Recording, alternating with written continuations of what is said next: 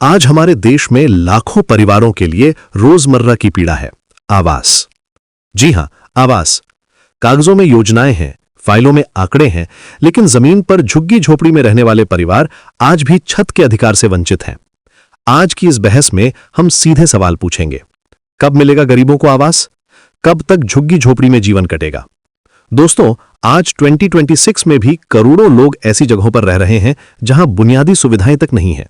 बरसात में टपकती छत, सर्दियों में ठंड और गर्मियों में तपती टीन, यही इन परिवारों का जीवन है। हमारे पास लेटेस्ट डेटा है कि 14.2 मिलियन स्लम हाउसहोल्ड्स देश भर में हैं। यह सिर्फ संख्या नहीं है, यह करोड़ों लोगों की रोजाना की तकलीफ है। आइए पहले ग्राउंड रिपोर्ट देखते हैं। हमारे रिपोर्टर ने मुंबई की एक बस्ती का दौरा किया है जहां सैकड़ों परिवार पिछले 10 सालों से रह रहे हैं। यहां एक कमरे में 8-10 लोग रहते हैं। पानी के लिए लंबी पढ़ाई नहीं कर पाते क्योंकि जगह ही नहीं है। बुजुर्गों की सेहत बिगड़ती जा रही है। अब सुनिए इन परिवारों की आवाज। पहला परिवार रमेश जी का। वे कहते हैं, साहब हमारा नाम सूची में है, सर्वे भी हुआ, पर चाबी आज तक नहीं मिली, कब तक इंतजार करें? दूसरा परिवार सुनीता जी का। उनकी शिकायत है, दस्तावेज मांगे जाते हैं, बनवाने में पैसा लगता है, गरीब कहां से लाए, हमारे पास तो खाने के भी पैसे नहीं है। तीसरा परिवार बुजुर्ग मोहन जी का। वे कहते हैं, बीमारी में झुग्गी में रहना मौत से लड़ना है, डॉक्टर कहता है क्लीन एनवायरनमेंट चाहिए, पर हमारे पास तो यही है। दलित ये सिर्फ 3 परिवारों की कहानी नहीं है, ये लाखों परिवारों की सच्चाई है। अब सवाल यह है कि जब PMAY अर्बन स्कीम है, जब सरकार कहती है कि हाउसिंग फॉर ऑल का मिशन है, तो फिर ये डिले क्यों? आखिर कहां अटक रही हैं फाइलें? हमारे पास ऑफिशियल डेटा है। PMAY अर्बन के तहत 1.23 करोड़ हाउसेस सैंक्शन हुए हैं, लेकिन कंप्लीटेड सिर्फ 80 to 90 लाख है, यानी 30 से 40 लाख हाउसेज अभी भी पेंडिंग हैं। ये गैप क्यों है? क्या ये सिर्फ कंस्ट्रक्शन की समस्या है या कुछ और? अब आते हैं मुख्य सवालों पर। पहला सवाल, एलोकेशन में इतनी देरी क्यों? जब बेनिफिशियरी लिस्ट तैयार हो जाती है, सर्वे हो जाता है, तो फिर हाउसेज की चाबी देने में 1-2 साल क्यों लग जाते हैं? दूसरा सवाल, डॉक्यूमेंटेशन प्रोसेस इतना कॉम्प्लेक्स क्यों है? गरीब परिवारों के पास income certificate, residence proof, bank statements बनवाने के पैसे कहां से आएं? तीसरा सवाल, अकाउंटेबिलिटी कहां है? अगर प्रोजेक्ट डिले हो रहा है तो कौन जिम्मेदार है? कौन सा ऑफिसर, कौन सा डिपार्टमेंट? चौथा सवाल, बजट यूटिलाइजेशन कैसा है? क्या पैसा सही जगह पहुंच रहा है या कहीं और खर्च हो रहा है? पांचवां सवाल, टाइमलाइन क्यों नहीं है? कोई क्लियर कैलेंडर क्यों नहीं है कि कब तक कौन सा प्रोजेक्ट कंप्लीट होगा? अब फैक्ट चेक करते हैं।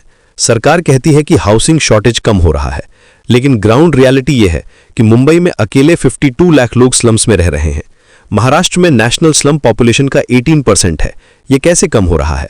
सरकार कहती है कि PMAY सक्सेसफुल है, लेकिन हकीकत यह है कि इन सित्तू स्लम रीडेवलपमेंट का शेयर बहुत कम है। ज्यादातर हाउसेज सबर्बन एरियाज में बन रहे हैं जहां ट्रांसपोर्टेशन जॉब्स की समस्या है। लोग वापस स्लम्स में आ जाते हैं। अब एक्सपर्ट सजेशन सुनते हैं।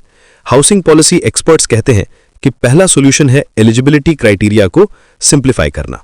दूसरा, ऑन स्पॉट डॉक्यूमेंटेशन हेल्प देना। तीसरा, टाइम बाउंड एलोकेशन कैलेंडर बनाना। चौथा, लोकल मॉनिटरिंग कमिटीज बनाना जो मंथली रिव्यू करें।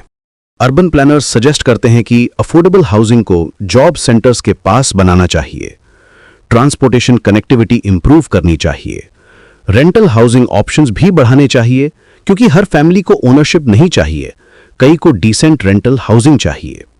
सोशल वर्कर्स कहते हैं कि कम्युनिटी पार्टिसिपेशन जरूरी है, बेनिफिशियरीज को डिसीजन मेकिंग प्रोसेस में इन्वॉल्व करना चाहिए, उनकी जरूरतों को समझना चाहिए।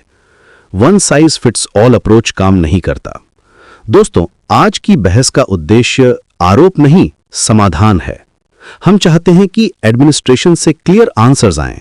हम चाहते हैं कि हाउसिंग को फंडामेंटल राइट माना जाए, कोई फेवर नहीं। घर कोई एहसान नहीं, अधिकार है। हमारी मांग है कि प्रशासन से स्पष्ट समय सीमा और जवाबदेही की मांग हो, ताकि झुग्गी में जन्म लेने वाला बच्चा पक्के घर में भविष्य देख सके। हमारी मांग है कि हर डिस्ट्रिक्ट में हाउसिंग हेल्प डेस्क हो, जहां लोग अपनी प्रॉब्लम्स रिपोर्ट कर सकें। हमारी मांग है कि मंथली प्रोग्रेस रिपोर्ट्स पब्लिक हों, ताकि ट्रांसपेरेंसी आए। यह सिर्फ पॉलिसी की बात नहीं है, यह ह्यूमैनिटी की बात है, यह डिग्निटी की बात है। आज 2026 में भी अगर कोई फैमिली बारिश में भीग रही है, ठंड में कांप रही है, तो यह हम सब की नाकामी है। हमें मिलकर इस समस्या का हल निकालना होगा, क्योंकि जब तक हर परिवार को डिसेंट हाउसिंग नहीं मिलती, तब तक हमारा डेवलपमेंट अधूरा है।